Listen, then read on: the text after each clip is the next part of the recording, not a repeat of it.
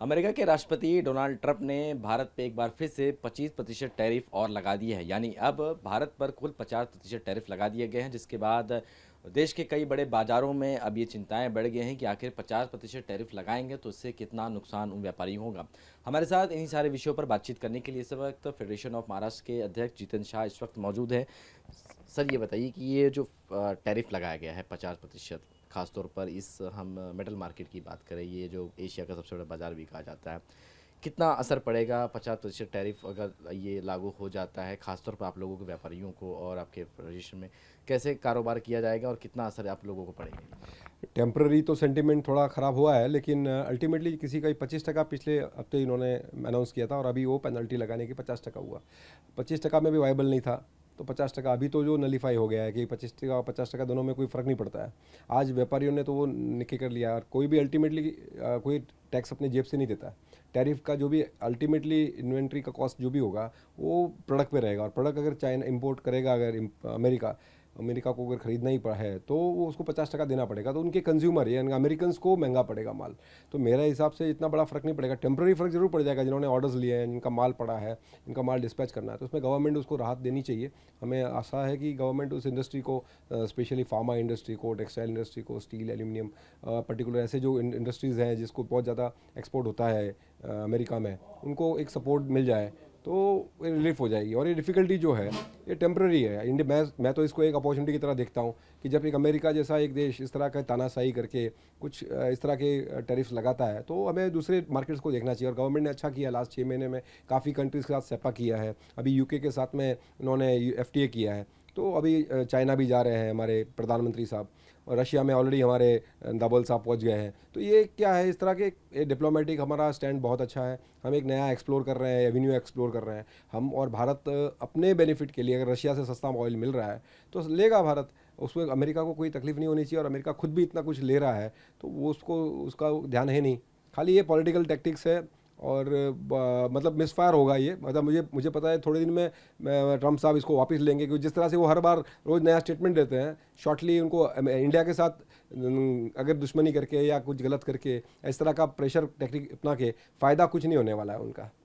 लेकिन जितेंद्र जी, ये हमने कहा कि अमेरिका में जो लोग हैं अगर वो या भारत से करते हैं तो उनको 50% टैरिफ, आपको लगता है कि क्या वहाँ के लोग भारत से आयात करते हैं क्या? क्योंकि हम भारत जो देश है वो एक्सपोर्ट ज़्यादा करता है, इंपोर्ट बहुत कम होता है, ये भी माना जाता है ऐसा। नहीं, एक्सपोर्ट तो है इंडिया का अच्छा खासा एक्सपोर्ट अमेरिका में है। आज की तारीख में स्टेनलेस स्टील में ब्राइट बार्स बहुत एक्सपोर्ट होता है, स्टेनलेस स्टील के पाइप्स बहुत सारे प्रोडक्ट्स एक्सपोर्ट होते हैं यहाँ से। ऐसा नहीं कि एक्सपोर्ट नहीं होता, दवाइयाँ बहुत एक्सपोर्ट होती है यहाँ से, टेक्सटाइल की गारमेंट्स बहुत एक्सपोर्ट होते हैं।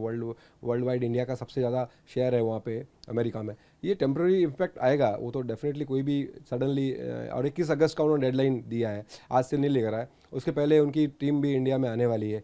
तो शायद कुछ ना कुछ इसका मसला, इसका हल हो जाएगा। लेकिन इस तरह का कोई भी गैर जमादाराना जिस तरह के स्टेटमेंट देते रहते हैं ट्रम्प साहब, तो बार बार स्टेटमेंट देने से उनका खुद का लोगों को अभी वो ख़त्म हो गया उनको रिलाय करने पे। लेकिन जितेंद्र जी, आपने तो एक्सपोर्ट की बात बताई कि हमने अमेरिका में क्या एक्सपोर्ट करते हैं। इंपोर्ट की बात करें तो क्या हम जो चीज़ें इंपोर्ट करते हैं क्या वो भारत में बना सकते हैं? क्योंकि आत्मनिर्भर भारत की बात चल रही है, स्वदेशी अपनाओ की बात चल रही है, लेकिन उससे बातें होती हैं, ज़मीनी स्तर पर कोई हमें काम देखने को मिल नहीं रहा है। डिफेंस का बहुत बड़ा इंडिया ने बहुत अच्छा हब डेवलप कर दिया है लास्ट कुछ सालों में। इंडिया जो मैक्सिमम इंपोर्ट करती थी, पहले अपन US से इंपोर्ट करते थे, आज हम फ्रांस से राफेल या बहुत सारे हथियार हम फ्रांस से लेने लगे हैं, रशिया से भी आने लगे हैं। इस बार पाकिस्तान की लड़ाई में हमने देखा किस तरह का डिफेंस सिस्टम हमें जो रशिया से आया उसने हमें सपोर्ट किया है। तो US धीरे धीरे इंडिया के खुद का मेक इन इंडिया में बहुत सारी कंट्रियाँ काम कर रही है। तो ये सारे चीज़ें धीरे धीरे, थोड़ा अभी टाइम तो लगेगा, लेकिन 2-5 सालों 10 सालों में भारत आत्मनिर्भर बन जाएगा। जो जिस तरह का विज़न है मोदी जी का, definitely it will help our country. और आगे जाके जो प्रेशर टेक्निक है ना, वो भारत झुकने वाला नहीं है, भारत आगे बढ़ते रहने वाला है निरंतर। लेकिन जितिन जी, हम देख रहे हैं कि जो फार्मास्यूटिकल कंपनी, उनको ज़्यादा तनाव इस वक्त वो देख रहे हैं टैरिफ लगाने से, क्योंकि बहुत सारी दवाइयाँ यहाँ से एक्सपोर्ट होती थी, अब वो टैरिफ लग जाएंगे तो ज़्यादा दिक्कतों का सामना करना पड़ेगा। आपको लगता है ऐसा?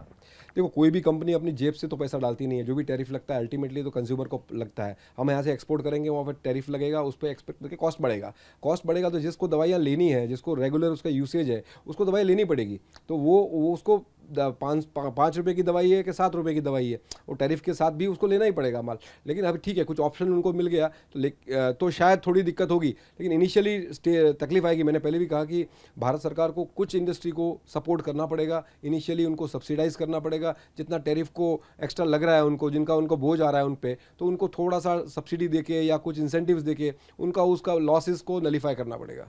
जितिन जी, आप भारत सरकार के कई मंत्रियों के साथ आप लोगों की मुलाकात भी होती है, तो अब ऐसे समय में क्या आप लोगों की रणनीति होगी कि क्या सुझाव दिया जाए जिससे मेक इन इंडिया पे ज़्यादा जोर दिया जाए या टैरिफ से जो है बचा जाए, क्योंकि स्वदेशी आत्मनिर्भर भारत बनना है। ऐसे क्या सुझाव आप लोगों की तरफ से दिए जाएंगे आने वाले समय में? नहीं, हमने अभी कुछ दिनों पहले ही पीयूष जी से मिले थे उनको। उन्होंने जब यूके का एफटीए किया था, उसके बाद में अभी भी उनको कल मैंने ट्वीट करके मैसेज भी भेजा है कि भाई बहुत भारत के आत्मसम्मान के लिए जो आप कर रहे हो और जिस तरह से आप स्टैंड रखा है कि इंडिया फर्स्ट, वो स्टैंड के लिए हम सब पूरे व्यापारी वर्ग, सारा इंडस्ट्री सपोर्ट कर रहा है। गवर्नमेंट को सिर्फ चाहिए कि अभी बड़े इंडस्ट्रीज़ को पीएलआई दिए रहे हैं, हम चाहते हैं कि छोटी इंडस्ट्री, एमएसएमई और मिडिल जो इंडस्ट्रीज़ है मिडिल लेवल की, उनको भी पीएलआई में लाना चाहिए। भारत में बहुत कैपेसिटी है, भारत के लोगों में बहुत ऊर्जा है, बहुत सपोर्टिव गवर्नमेंट है। अगर ये सारी चीज़ों का मिश्रण करके अगर हम लोग आगे बढ़ेंगे तो कुछ ही वक्त लगेगा, ज़्यादा समय नहीं लगेगा कि हमें सारी चीज़ों से उभर जाएंगे। किसी पे डिपेंडेंट नहीं होना पड़ेगा, ना अमेरिका पे, ना कि चाइना पे, ना रशिया पे। कुछ चीज़ों पे ठीक है, ऑयल हमारे पास नहीं है, वो लेना पड़ेगा, लेकिन बाकी बहुत सारी चीज़ें ऐसी एक्सपोर्ट करेंगे कोई हमको दबा नहीं पाएगा। ऐसा अभी आप देखिए, आईफोन इंडिया में बनने लगे, हाईएस्ट एक्सपोर्टर था इंडिया में, हाईएस्ट अभी थोड़े दिन पहले हो गया। तो ये इंडिया के पास कैपेसिटी है, और इंडिया जिस तरह का एआई में भी आगे बढ़ रहा है, तो मुझे लगता है कि इंडिया के ब्रेन्स है ना दुनिया की, आज अमेरिका के टॉप कंपनीज में, चाहे गूगल देखो कि मेटा देखो कि जो भी देखो ना, उसमें इंडियंस हैं। आज उनकी कंपनियां इंडियंस ही चला रहे हैं, तो इंडियंस को कोई इग्नोर नहीं कर सकता और इंडियंस को रोक नहीं सकता कोई। सर, एक आखिरी सवाल कि जिस तरीके से प्रधानमंत्री नरेंद्र मोदी चीन जाने वाले हैं, आपको लगता है कि चीन जाने से क्या और भी जो चाइना से माल आते हैं उसमें भी क्या हमें तेज़ी देखने को मिलेगी? क्योंकि अमेरिका में जैसा टैरिफ लगा है तो उससे जाहिर सी बात है अब बहुत सारी चीज़ों पर पाबंदियाँ लगाई जाएंगी, लेकिन चीन से क्या लगता है रिश्ते और मजबूत होंगे? नहीं, होना चाहिए एक बार। अब इस बार चाइना और इंडिया का रिलेशन हमेशा अच्छा नहीं रहा और एलएसी के ऊपर हमेशा तनाव रहा है हमारा, लेकिन इस बार जब जाके, क्योंकि ये नलीफाई करना ज़रूरी है अमेरिकन के जो प्रेशर पे, तो ये बार डिप्लोमेटिकली मेरे हिसाब से प्रधानमंत्री साहब उधर जा रहे हैं। चाइना के साथ संबंध थोड़ा बेहतर करने की कोशिश है, और चाइना से बहुत सारा माल हम इंडिया में मंगा सकते हैं। वो बहुत कॉस्ट ड्रिवन रहता है, सस्ता रहता है, उनकी क्वालिटी भी अच्छी रहती है, लेकिन बहुत सस्ता देते हैं, इसलिए हम लोग उसको रोक लगाते हैं ताकि हम कॉम्पीट कर पाएँ वर्ल्ड वाइड। लेकिन we have to now look, क्योंकि अमेरिका अपने अगेंस्ट खड़ा है, इस तरह से अपनी कार्रवाई कर रहा है, तो हमें चाइना को और यूएसएसआर रसिया को साथ में मिलाकर, हम तीनों की तिकड़ी अगर साथ में हो गई ना, तो अमेरिका को कुछ नहीं कर पाएगा। लेकिन आपके जो आप जिस क्षेत्र से हैं, मेटल स्टील इंडस्ट्री से, वहाँ चाइना से भी बहुत सारी चीज़ें आती हैं जो बहुत लो क्वालिटी। देश में भी अगर बात करें तो एक दो कंपनी से, जिंदल कंपनी है, वो सिर्फ, आपको लगता है कि अगर वो अपने रेट तोड़े तो आप व्यापारी जो है उन्हीं से खरीदे, चाइना जाने की ज़रूरत ना पड़े?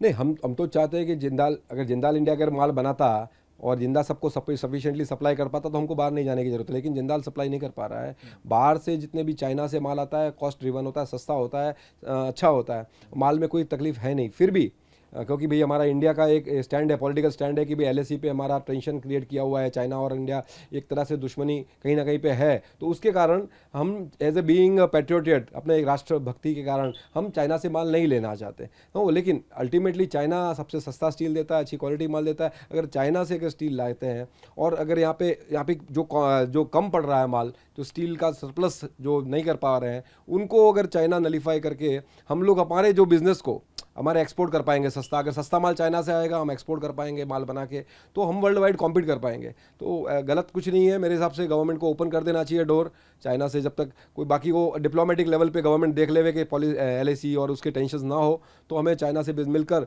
बहुत सारा बिजनेस बढ़ा सकते हैं इंडिया का। चलिए, बहुत बहुत शुक्रिया। बिल्कुल, ये थे हमारे साथ जितिन शाह, जो कारोबारी भी हैं और फेडरेशन ऑफ महाराष्ट्र के अध्यक्ष भी हैं, जो साफ तौर पे बता रहे थे कि टैरिफ्स को लेकर जिस तरह से जो बातें हो रही हैं उससे व्यापारियों को थोड़े समय तक एक दिक्कतें आएंगी, लेकिन अब भारत खुद एक सक्षम है, आत्मनिर्भर भारत की तरफ बढ़ता है। कई सारे ऐसे चीज़ें हैं जो खुद भारत मैन्युफैक्चर कर रहा है, तो जाहिर सी बात है कि अब देश को, प्रधानमंत्री को इस बारे में सोचना चाहिए। और चीन से जिस तरह से हमारा जो रिश्ता है उसमें अगर मजबूती मिलती है तो हमें अमेरिका पे निर्भर नहीं रहना पड़ेगा। बहरहाल अब देखना होगा कि अमेरिका के राष्ट्रपति डोनाल्ड ट्रंप के इस टैरिफ्स के बाद अब देश में क्या कुछ चीज़ें महंगी होती हैं और क्या कुछ भारत अमेरिका के रिश्तों पर कितना असर पड़ता है, क्योंकि ऑपोजिशन ये कह रहा है कि डोनाल्ड ट्रंप और पीएम मोदी बहुत अच्छे दोस्त थे, उसके बावजूद भी 50% टैरिफ, ये आखिर कहाँ की दोस्ती है। कैमरामैन सुभाषित दाम के साथ शुभम पांडे, टीवी 9 भारतवर्ष, मुंबई।